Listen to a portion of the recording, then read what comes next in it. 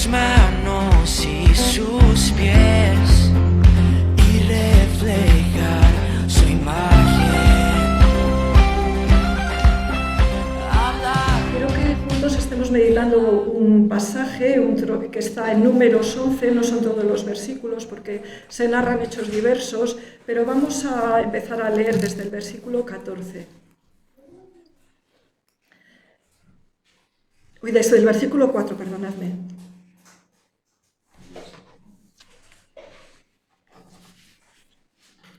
Y vamos a leer algo que le pasó al pueblo de Dios cómo obraron en el Antiguo Testamento, cuando estaban peregrinando hacia la tierra prometida. Dice así: la gente extranjera que se mezcló con ellos tuvo un vivo deseo, y los hijos de Israel también volvieron a llorar y dijeron: ¿quién nos diera a comer carne? Nos acordamos del pescado que comíamos en Egipto de balde, de los pepinos, los melones, los puerros, las cebollas y los ajos, y ahora nuestra alma se seca, pues nada sino este maná ven nuestros ojos. Y era el maná como semilla de culantro, y su color como color de bedelio. El pueblo se esparcía y lo recogía y lo molían en molinos o lo majaba en morteros y lo cocía en caldera o hacía de él tortas. Su sabor era como sabor de aceite nuevo, y cuando descendía el rocío sobre el campamento de noche, el maná descendía sobre él. Y oyó Moisés al pueblo que lloraba por sus familias, cada uno a la puerta de su tienda, y la ira de Yahvé se encendió en gran manera. También le pareció mal al pueblo. Versículo 31.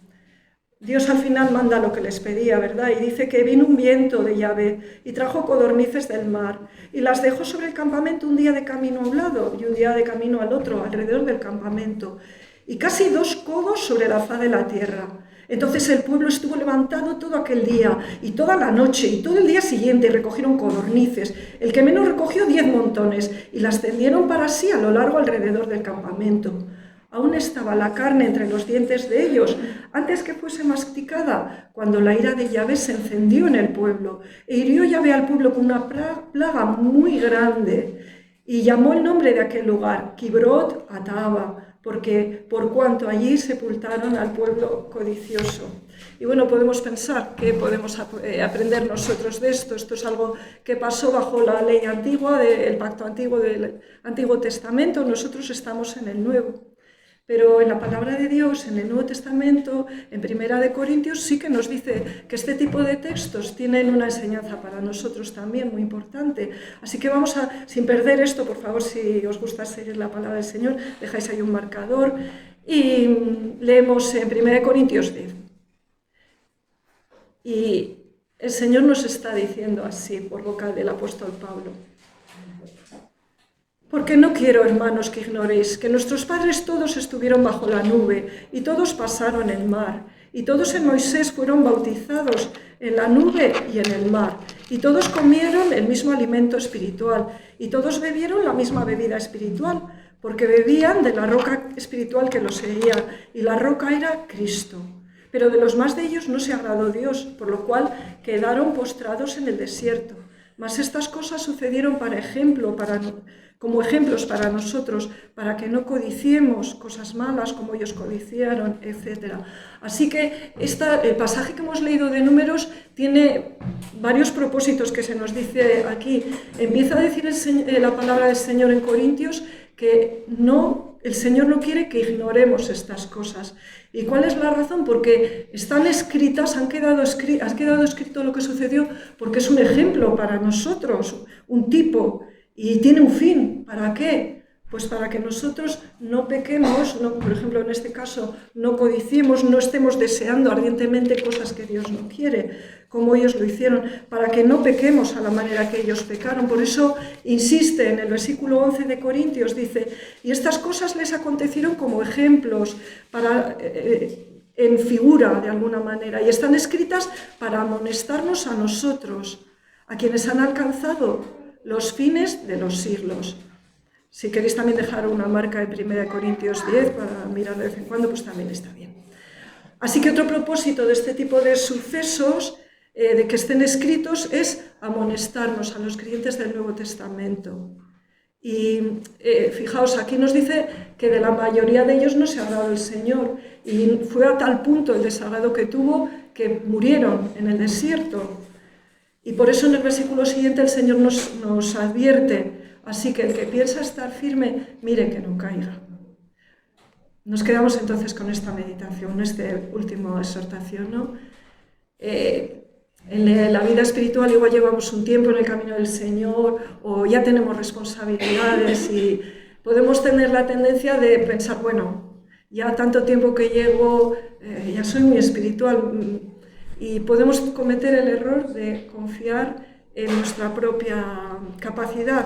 Y sin embargo, en esta exhortación dice: el que piensa estar firme, mire, examine, que no caiga.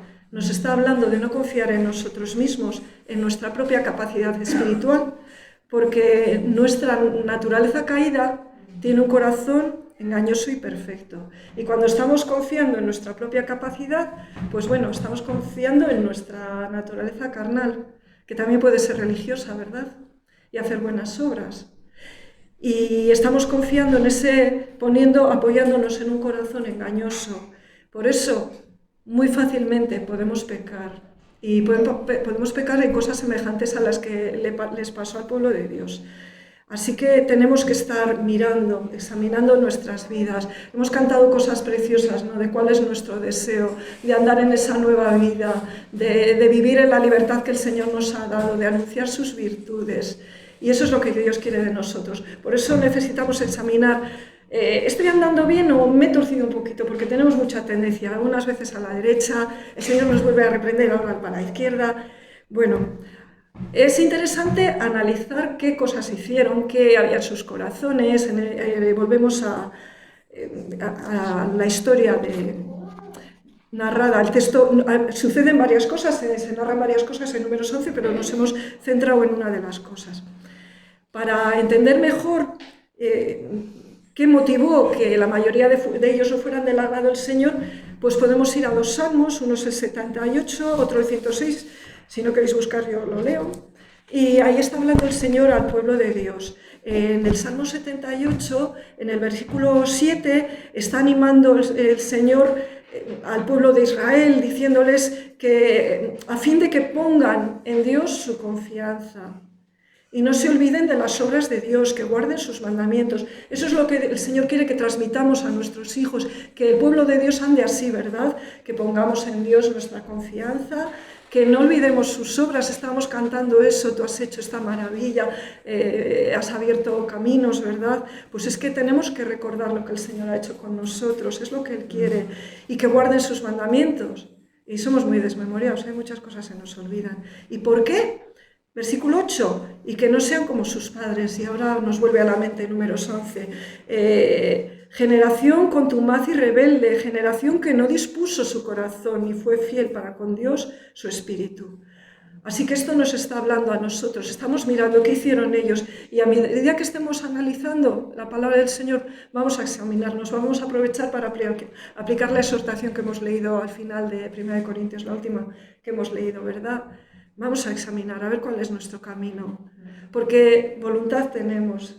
Espero y deseo que todos los que estamos aquí estemos anhelando con todo nuestro corazón amar al Señor, servirle de todo corazón, y es necesario que las cosas que no van bien pues sean corregidas, ¿verdad? Y que continuamente nos examinemos para ver que estamos en el camino, en la fe, como Dios quiere. Así que el Señor esperaba de ellos un pueblo que pusiera en Dios su confianza. Y podemos decir confío en Dios, pero cuando vienen las pruebas, cuando hay una enfermedad, dice que hubo un rey que la enfermedad, en vez de buscar primero al Señor, pues buscó a los médicos. Primero a Dios siempre, ¿no?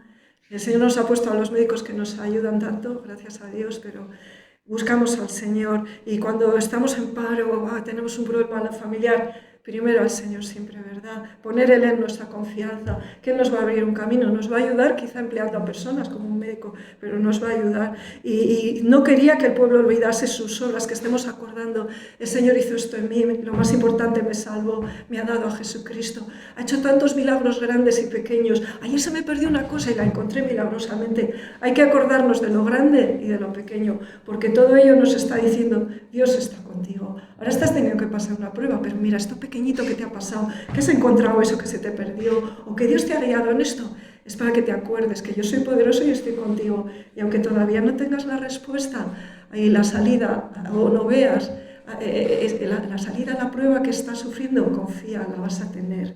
Y dice que estaba esperando que guardemos sus mandamientos. En cambio, ¿qué pasó con ellos? Que eran obstinados, rebeldes, el pueblo de Israel, no dispusieron su corazón para ser agradables al Señor. Así que eso es algo que cada mañana tenemos que poner nuestro corazón: Señor, yo te quiero ser agradable. Y si se nos ha ido el día con demasiadas actividades, demasiadas vanidades, demasiadas tonterías, pues a la noche nos podemos arrepentir y decir: bueno, Señor, he pecado contra ti, pero ahora otra vez yo quiero volver a tus caminos y seguirte con todo mi corazón. Y que no seamos un pueblo que es desleal para Él. Él ha sido fiel con nosotros. Y hemos estado cantando de lo que Dios ha hecho por nosotros.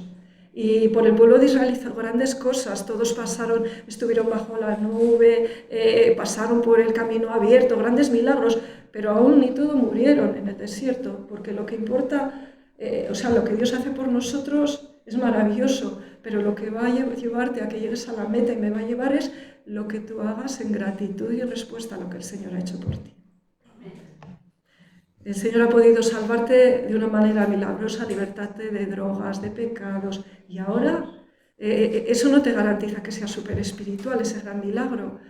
Es ahora, cada día. Vamos a mirar nuestra vida para que eso que deseamos en nuestro corazón se haga verdad. Ahora vamos al Salmo 106.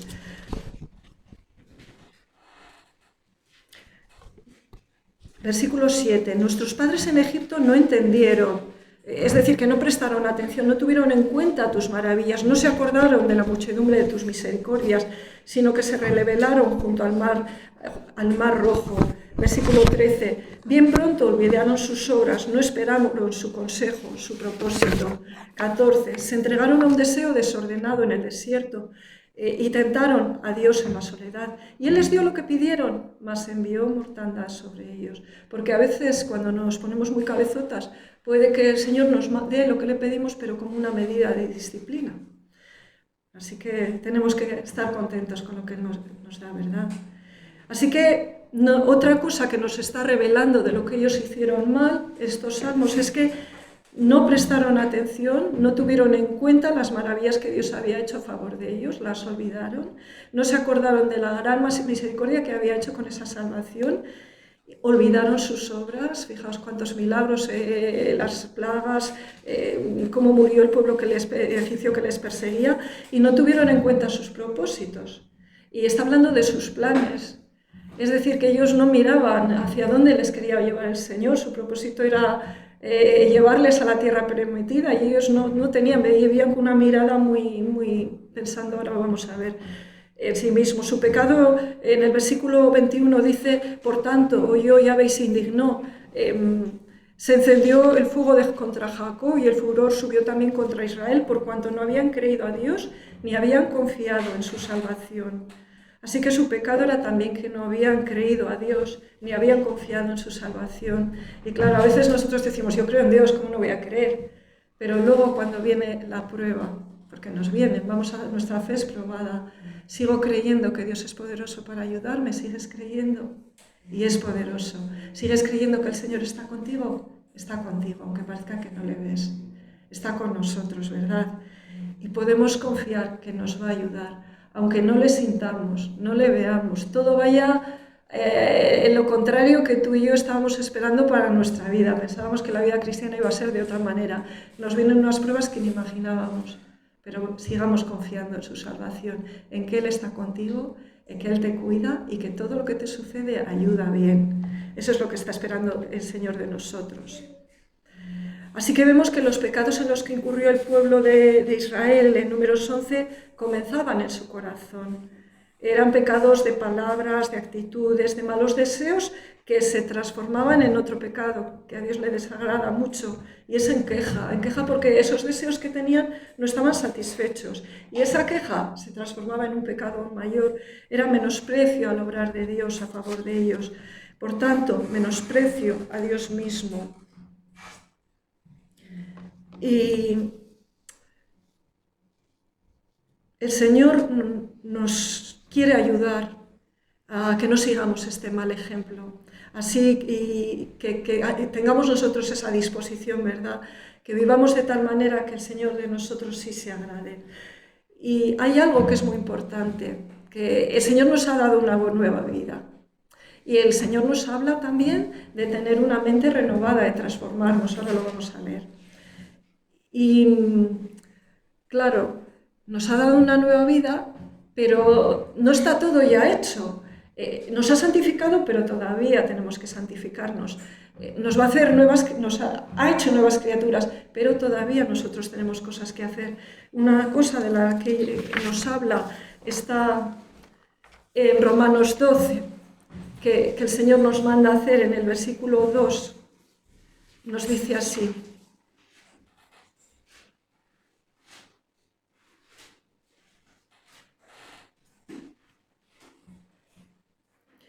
no os conforméis a este siglo, es decir, no toméis las formas de nuestra sociedad, sino transformaos por medio de la renovación de vuestro entendimiento. Ya hemos vivido con la mente como la del mundo, ¿verdad? Y ahora somos nueva criatura, hemos cantado, ¿verdad? Habremos cantado todos, supongo, aunque sea en el corazón. Y entonces, eso ya no es. Ahora nos toca andar en esa transformación, es algo progresivo. ¿Y cómo nos vamos a transformar? Por medio de la renovación de nuestro entendimiento, de nuestra mente, pensar de otra manera. ¿Para qué? Para comprobar cuál sea la buena voluntad de Dios, agradable y perfecta. Vamos a seguir viendo a ver si vivía así el pueblo de Israel, para no imitarlo, si es que no lo hacían, ¿no? Y vamos a ver en el versículo 4 que hemos leído: y la gente extranjera que se mezcló con ellos tuvo un vivo deseo, y los hijos de Israel también. Así que los israelitas tuvieron un vivo deseo de comer carne que a Dios no le agradó, le desagradó, porque ya les estaba dando otra cosa y ellos no estaban contentos con lo que Dios les daba. Y ellos dijeron: ¿quién nos dio a comer carne? Este deseo es curioso, no se encendió primero, surgió primero de ellos, surgió de parte de los extranjeros que habían salido de ellos de Egipto. Entonces ellos fueron los primeros que lo tuvieron y el pueblo de Dios copió ese ejemplo. ¿Por qué? Su mente, eso no nos está diciendo que su mente estuviera muy renovada, si seguía el ejemplo de los que no confiaban en Dios. Así que eso nos habla a nosotros. ¿Qué modelos de vida estamos siguiendo? Los modelos de vida de los no creyentes, ¿qué es imitable para nosotros? Los modelos de la palabra de Dios, de sus siervos que le han obedecido, seguimos los pasos de Jesucristo, ¿qué imitamos? Y esto nos hace ver que estaban sacando a la luz y pensando conforme a su pasada vida. En el versículo 5 dice: nos acordamos del pescado que comíamos en Egipto de balde, gratis, de los pepinos, los melones, los puerros, las cebollas y los ajos. Y ahora nuestra alma se seca, pues nada sino este maná ven nuestros ojos. Fijaos qué barbaridad era lo que estaban diciendo. Sin embargo, está escrito para amonestarnos a nosotros. Y el Señor no lo ha dicho: esto pasó en el Antiguo Testamento, mi pueblo, la iglesia, no va a pecar en esto. Está escrito porque nosotros también podemos tener actitudes parecidas.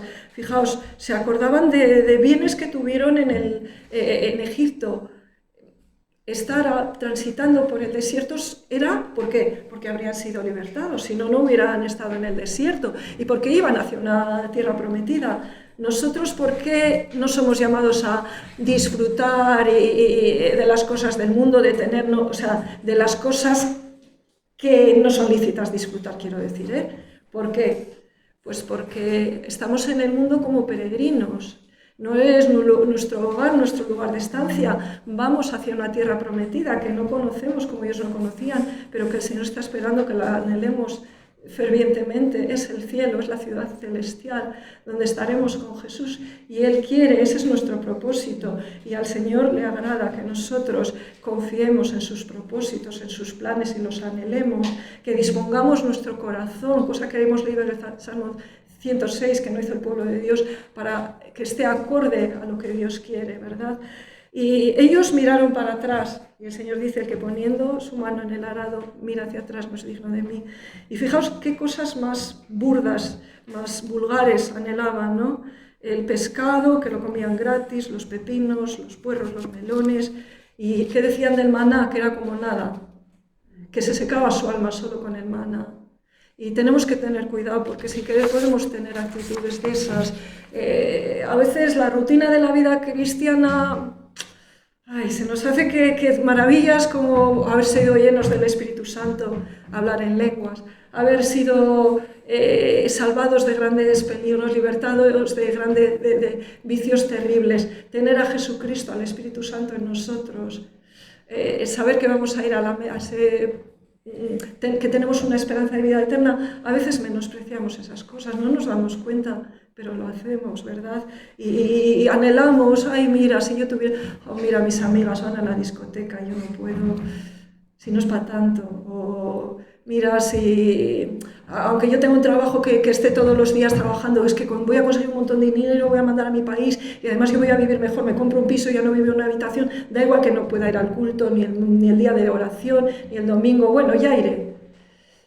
Pero el Señor nos llama, estoy diciendo ejemplos. Discoteca no es lugar donde ir, no podemos vivir solo para trabajar, necesitamos congregarnos.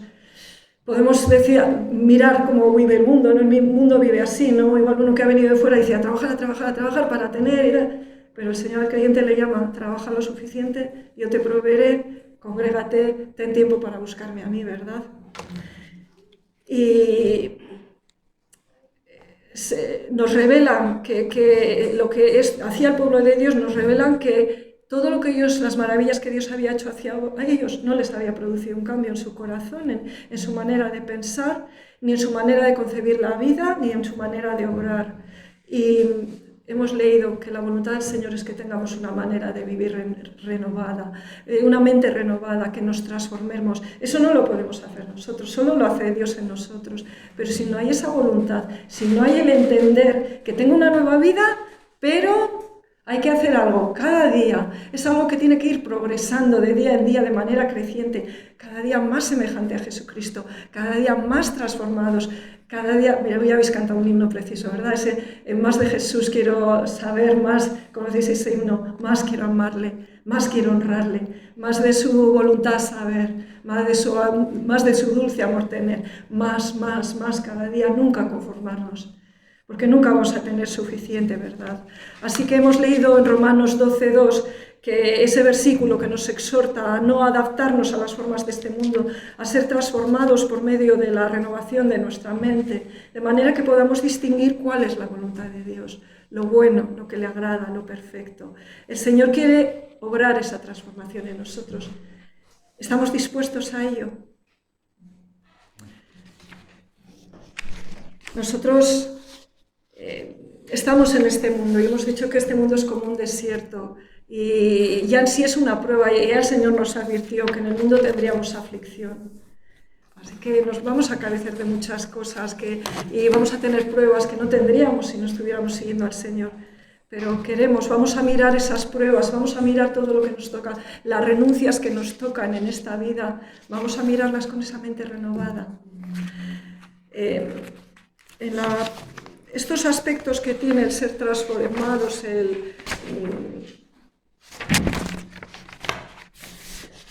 uno de los aspectos que tiene esta transformación es el andar en una vida nueva, como hemos cantado.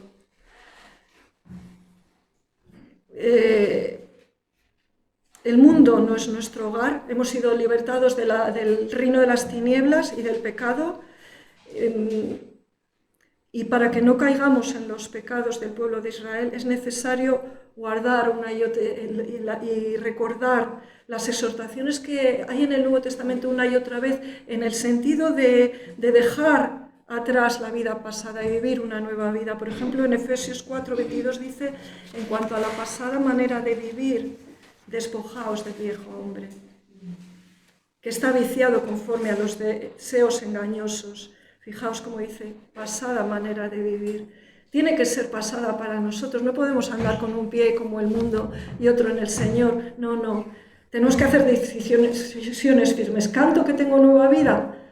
pues no va a ser perfecto. Vamos a meter la pata, vamos a pecar, pero que nuestra voluntad sea esta. Y si hemos pecado, arrepentirnos, ¿verdad? Despojaos del viejo hombre que está viciado conforme a los deseos engañosos y renovaos en el espíritu de vuestra mente y vestíos del nuevo hombre creado según Dios en la justicia y santidad de la verdad. Y es que antes de nacer del Espíritu de Dios teníamos una manera de vivir conforme a la vieja naturaleza y eso tiene que ir muriendo de día en día, ¿verdad? Tiene que quedar en un tiempo pasado y ahora tenemos que vivir en esa nueva vida, de una nueva manera. Teníamos una vieja naturaleza, un viejo hombre, y de ese es necesario despojarnos. Despojarnos como no es me despojo, no, es, ay, mira, qué ganas de, yo qué sé, poner mis ojos en ese chico tan guapo que va por la calle o en esa chica que va medio desnuda. Pues no lo hago, no, aparto mi mirada, porque tengo una manera nueva de vivir, ¿verdad? O voy a ver esta peli, que bueno, da igual que haya 50 muertos, no sé cuántas cosas de espiritismo, qué bonita es. No me contamino con las cosas que al Señor no le agradan, ¿verdad? Y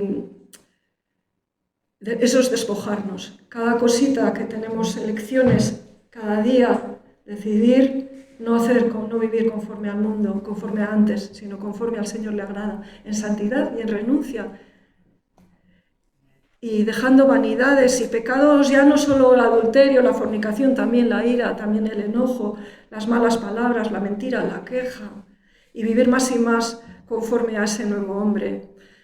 El Señor nos dice mucho de cómo que antes vivíamos muertos en nuestros delitos y pecados, como los no creyentes, y ahora somos luz en el Señor, y nos dice cómo andar, cómo vivir, ¿no? Como hijos de luz, no andar como el resto de los gentiles, de los no creyentes, andar en vida nueva, andar como es digno del Señor, agradándole en todo. Si estamos dispuestos, el Señor nos va a ayudar.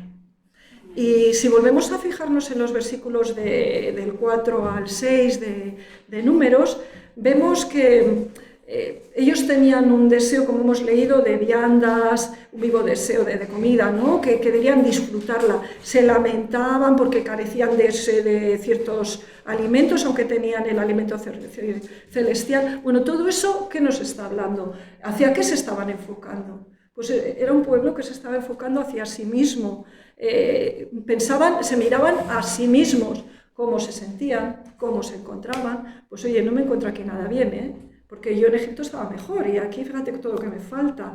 Miraban lo que, si la situación en la que vivían era de su agrado o no, pues no lo era. Miraban lo que no tenían, no lo que sí tenían. Tenían a Dios, gozaban de la libertad que les había dado, tenían su provisión milagrosa, su cuidado, pero en lugar de ser agradecidos se quejaban y su queja era un menosprecio a Dios, como hemos comentado. Y pues si nosotros también vivimos mirándonos a nosotros mismos, es muy posible que nos hagan también actitudes como ellos tuvieron y deseos carnales que nos lleven a pecar, a quejarnos. Por eso el Señor nos exhorta en Hebreos 12 y dice así, en el versículo 1, que corramos con paciencia la carrera que tenemos por delante, puestos los ojos en Jesús. Así que esta vida habla de ella como una carrera, o la equipara con una competición atlética que requiere esfuerzo, que no es algo que me duermo en los laureles y ha hecho el Señor la vida nueva, no, requiere el esfuerzo de cada día. Y para correrla de manera correcta nos habla de varias cosas. Una es la paciencia, el aguante alegre, esperanzado, la constancia, y otra es alejar nuestra mirada de todo lo que se nos presenta a lo largo de la carrera, de tentaciones, vanidades, cosas que no nos van a permitir ir directos a la meta sin entretenernos, alejarla para ponerla en Jesús, para mirarle a Él atentamente. ¿Y qué pasa? Que nosotros demasiado a menudo, en vez de estar viviendo así, pues nos estamos mirando a nosotros mismos. Sí, como hacía el pueblo de Dios. No siempre, a veces cuando vienen las pruebas o cuando vienen tentaciones, yo digo que parece que estamos viviendo en modo selfie, ¿verdad? Y cuando estamos viviendo así, Por ejemplo, viene una prueba y en vez de seguir, lo primero, a ver, cuando hay una prueba necesitamos, si hay dolores porque estamos enfermos, lo sentimos. Si hay angustias porque tenemos pérdidas familiares, las sentimos. Cualquier cosa o una pérdida laboral, lo sentimos. Pero el Señor quiere que aún en eso nuestra mirada esté puesta en Él para ponerle a Él nuestra necesidad, para con toda confianza decirle cómo nos sentimos, el dolor de nuestra alma, expresarle todo sin reparos, con confianza, con temor de Él, pero con confianza. Señor, tengo tanto dolor, tengo tanta angustia del alma, ayúdame. Pero le miro a Él, no tengo esa queja de protesta, sino que a Él le pongo las cosas. Pero a veces estamos mirándonos a nosotros mismos. Ay, qué mal estoy, ay, pobre de mí, que me ha pasado esto, mira a los demás hermanos, qué bien les va. Y eso nos puede llevar al final a quejarnos y además puede convertirse, a quejarnos con mala queja, ¿verdad? Y puede convertirse al final en una falta de confianza en el Señor, un menosprecio. Nos puede llevar a pecar contra el Señor y puede ser un obstáculo para servirle. Porque si yo me miro a mí misma, ay, mira, los hermanos no me saludan. Ay, mira, qué prueba tengo y qué triste estoy. Pues me voy a ir corriendo de la iglesia y voy a llegar un poco tarde para no saludar a nadie porque no quiero estar con nadie. Y no permitimos que el Señor haga su obra en nosotros, que Él quiere manifestar amor al hermano por medio tuyo y mío. Quiere que nos edifiquemos unos a otros. Y si yo me estoy mirando a mí misma, tú a ti mismo, pues no vamos a dejar lugar que el Señor, por medio nuestro, haga el bien a nuestro prójimo, ¿verdad? Nos puede imposibilitar que el Señor haga su voluntad por medio nuestro. Nos puede llevar a mirar el mundo, ¿no? Me estoy mirando a mí misma, ay, lo que me falta, no sé qué. Uy, ¿dónde está? Mira, ahí en el mundo. Y caer en otras tentaciones peores. Nos puede parecer que en las situaciones de prueba lo más normal es mirar cómo me estoy, preocuparme de mí mismo, hacer caso a mis sentimientos, pero no es lo más normal.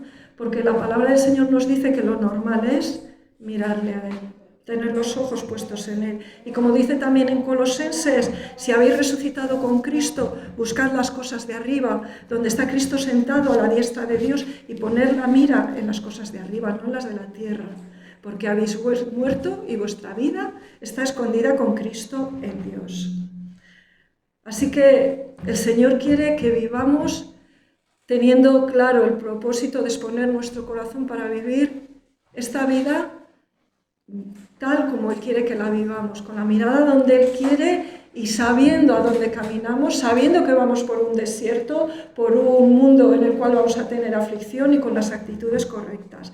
El pueblo de Israel buscaba su propio bienestar, no entendían el propósito de su peregrinaje, no luchaban por el bien último del pueblo, sino por el bien inmediato, terrenal, de ellos, de su familia. Su mirada estaba en sí mismos y la tierra prometida parecía que no les producía ningún interés. No entendieron las maravillas del Señor, su amor, su misericordia, cómo el Señor había enviado las plagas, había abierto el mar rojo, había destruido a sus perseguidores. No entendió la grandeza de que su presencia iba con Él, con ellos, con el pueblo, en la nube, en la columna. Y nosotros entendemos de que hemos sido librados del pecado, de la muerte, para tener una vida eterna. Entendemos que el Señor está con nosotros en todo momento, aun cuando no le sentimos ni le vemos. Entendemos, ellos no entendieron que el Señor les estaba protegiendo y guiando, y aunque les probase que nunca les iba a faltar la provisión, igual les probaba un poco de tiempo, pero luego les iba a dar. Entendemos que el cuidado del Señor hacia nosotros es exquisito, que no nos va a dejar, que nos va a ayudar en todo, que está con nosotros siempre. A ellos nunca se les envejecieron las ropas ni se les hincharon los pies en 40 años. No nos ayudará a ti y a mí también el Señor de manera milagrosa, y lo hizo porque les amaba. También a ti y a mí nos ama el Señor. Así que no entendieron que no se trataba solo de que el Señor les había librado, que no era, bueno, me ha librado el Señor y ya está, sino que venimos diciendo, ¿no?, que había habido un propósito. El propósito que tiene Dios para su pueblo es que seamos un pueblo santo, un pueblo que obedece sus mandamientos, un pueblo, les decía, ¿no?, que venid a ofrecerme sacrificios, ¿verdad? Y el Señor a nosotros también nos llama a hacer sacrificios espirituales de arrepentimiento, gratitud, alabanza, y que anhelemos ser ese pueblo que hereda la tierra prometida, que es el cielo, porque el Señor quiere llevarte a ti y a mí a la meta. Así que nosotros le estemos sirviendo con esos sacrificios de alabanza, de oraciones, de adoración, de hacer bien al prójimo, de la ayuda mutua, de la, la ayuda al hermano, porque a veces decimos, no tengo lugar en la iglesia, no me dan responsabilidades y no entendemos que el Señor a todos nos llama a servirle, que hay mucho campo de servicio y está en el ayudarnos unos a otros, en ayudarnos a llegar juntos a la meta, en preocuparnos unos por otros, servirnos unos a otros, orar por unos por los otros, soportar las cargas, sobrellevar las cargas los unos de los otros, preocuparnos, cuidarnos, alentarnos, exhortarnos para que nadie se aparte. Tenemos mucho que hacer en el cuerpo de Cristo, todos. Todos tenemos lugar de servicio. Si a alguien el Señor le llama a una responsabilidad especial, como un pastorado, bendito sea el Señor. Pero todos, sin necesidad de tener un titulín, como suelo decir yo, tenemos mucho en que servir al Señor, mucho que hacer, porque nos ha llamado con ese propósito. Que le alabemos como, mirad, Ana, la viuda que estaba en el templo cuando Jesús fue presentado, solo había podido disfrutar 7 años de estar casada, que supongo que en esa época era muy importante. Llevaba viuda 84 años. ¿Qué renuncia tan grande estaba teniendo? Pero no se dedicó a autolamentarse, se dedicó a estar todo el día y noche en el templo, sirviéndole al Señor, ¿no? Con sus oraciones, con sus ayunos. No somos llamados a quejarnos de las pruebas que el Señor nos manda. Job tampoco, cuando al principio vemos, ¿no? Cuando fue desprovisto de tantas cosas, de la familia, de la honra, de la salud, de sus bienes, pues lo primero que hizo fue alabar y adorar al Señor, no quejarse por lo que le faltaba, ¿verdad? Y a eso nos llama el Señor, a que miremos la vida de otra manera, no siguiendo aquellos ejemplos malos que hemos leído, sino estos otros que estamos mirando ahora, ¿verdad? Y no quejándonos, ¿no? Sino agradándole a Él. Así que, un poco como conclusión, pues que no tengamos nuestros ojos puestos en nosotros mismos, en cuanto gozamos o no de las cosas de la vida, ni siquiera de las legítimas, como la familia, amigos, personas a las que amar o que te amen, porque si Dios nos ha probado con ello, nos está probando, pero vamos a ponerlas, no en lo que Dios no nos concede o lo que nos quite, como pasó con Job, sino hacer como Job, ¿no? Que Yahvé quitó, sea el nombre de Dios bendito, y él adoró a Dios, que no caigamos en la tentación de la queja y el pecado, que tengamos los ojos puestos en Jesús, la mirada en las cosas de arriba, que corramos con gratitud esta carrera, con alabanza, con adoración. La queja no es propia del pueblo de Dios. No tengamos queja por lo que nos ha quitado, lo que no nos dé. Corramos con fe, conociendo y creyendo su palabra, confiados en su exquisito cuidado, en su provisión. Él nos cuida a tal punto que nada de lo que necesitemos nos va a faltar, porque te ama y me ama, porque está continuamente mirándonos, está pendiente de nosotros, porque como es omnisciente, conoce mejor que tú y que yo cuál es nuestra necesidad, y nada de lo que te falte, necesitas, te va a faltar. Puedes decir, me hace falta un marido. Pues si Dios no te lo da, es porque va a ser para tu bien, va a ser para tu bien. Así que agradecido. Y Dios dirá en su tiempo las cosas, ¿verdad? Y podemos decir con él, como decía David, ¿no? Ya ves, mi pastor, nada me faltará. Al Señor le agrada que creamos en su cuidado y le desagrada que estemos descontentos, que estemos con quejas, porque eso es como decir que no nos está cuidando, que si me ha venido esta prueba es porque tú te has descuidado, y no es así. Las pruebas nos vienen porque están en el propósito de Dios para fortalecer nuestra fe, no es por la culpa de no sé quién que nos ha hecho daño, de no sé qué, no, Dios lo ha permitido para que tu fe y mi fe sean probadas, para que sea fuerte. Corramos con gozo, disfrutando de lo que nos da, de lo mucho que tenemos material y espiritualmente, que no nos parezca insuficiente su provisión, porque es suficiente lo que Él nos da, que no codicimos nada fuera de Él y de lo que nos da, porque tenemos lo más grande, el Señor nos ha dado a Jesucristo. No hay para mí bien fuera de ti, dijo el salmista. Amén. Vamos a orar. Señor, te damos muchísimas gracias por tu palabra y te rogamos, Señor, que tengas misericordia de nosotros, que tengas misericordia de este pueblo y nos ayudes a caminar como a ti te agrada, con la mirada puesta en ti, con la mirada puesta en las cosas de arriba, anhelando, caminando hacia esa meta que nos has prometido, Señor, estar para siempre contigo, Guárdanos de la queja, guárdanos de actitudes que a ti te desagradan, ayúdanos a vivir con alabanza, con agradecimiento de lo que tenemos, no mirando las cosas del mundo, despojándonos del viejo hombre. Señor, llévanos a todos a la meta, que ni uno de los que están aquí, ni uno de esta iglesia se pierda. Bendice esta iglesia, guárdala, guíala, que permanezca firme hasta el día que tú vengas por tu iglesia, que haya siempre aquí una luz que permanece para testimonio, para anunciar tus virtudes, Señor. Gracias en el nombre de Jesús. Amén. Déjanos ver